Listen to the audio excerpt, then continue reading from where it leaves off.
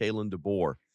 20-5 as an FBS coach against ranked teams, 4-0 against top 10 teams in true road games. Again, 4-0 against top 10 teams in true road games.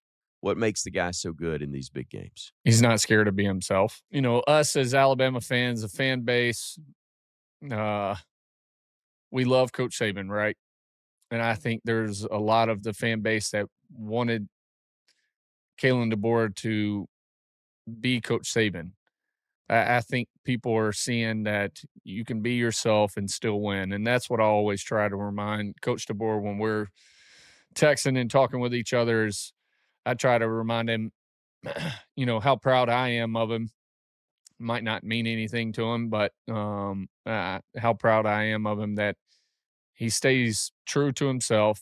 He has brought out some more fire, which is awesome to see. And a little bit of it, you got to play the game with the fan base, right? But I just think the confidence that he carries himself with, I think never really panicking, and the team responds to him, right?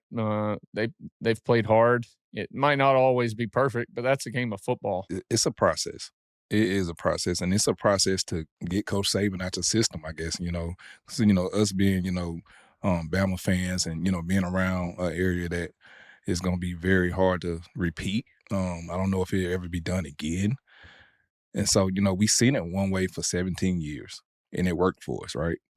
And so when you see it like that, man, it's hard to come off that high horse. You know, it's hard to come on, you know, off the standard that Coach Saban has set and what we set there at the school, man. But I still think that Coach DeBoer is being himself with having the same standards is amazing. I've said it numerous times here, and I've said it since I met the man was around him for the first month.